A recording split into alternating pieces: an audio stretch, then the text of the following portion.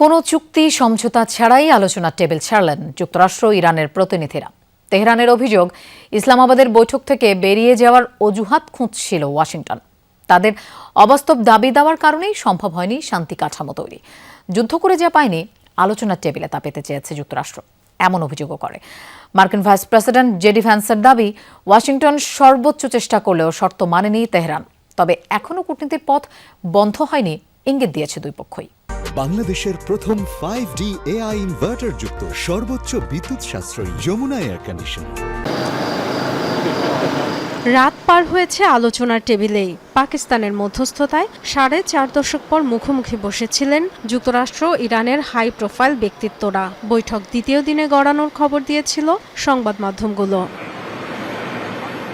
এরই মধ্যে মার্কিন ভাইস প্রেসিডেন্ট জেডি ভান্সের সংবাদ সম্মেলন।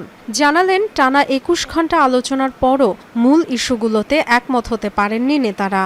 তার দাবি, যথেষ্ট নমনীয় হয়ে সেরা প্রস্তাব দিয়েছিলেন তারা। পারমাণবিক কর্মসূচি নিয়ে ইরানের কাছে চেয়েছিলেন স্পষ্ট অঙ্গীকার, তবে শর্ত মানতে রাজি হয়নি ইরান।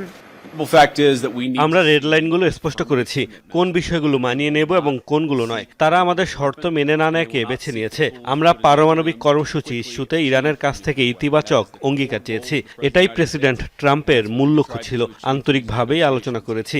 খুব সোজা সাপটা প্রস্তাব দিয়েছি, যা ছিল আমাদের তরফ থেকে চূড়ান্ত এবং সেরা অফার। আমরা বেশ নমনীয়ই ছিলাম, কিন্তু দুর্ভাগ্যজনকভাবে কোনো সমাধান হয়নি।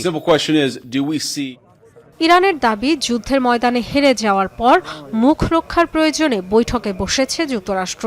আগেই পালানোর পথ খুঁজছিল তারা। তাই অবাস্তব উচ্চাভিলাষী শর্ত দিয়েছে ওয়াশিংটন, যা প্রত্যাখ্যান করেছে তেহরান। দেশটির পররাষ্ট্র মন্ত্রণালয়ের মুখপাত্র ইসমাইল বাঘেই বলেন, এক বৈঠকেই চুক্তির প্রত্যাশাও করেনি কেউ।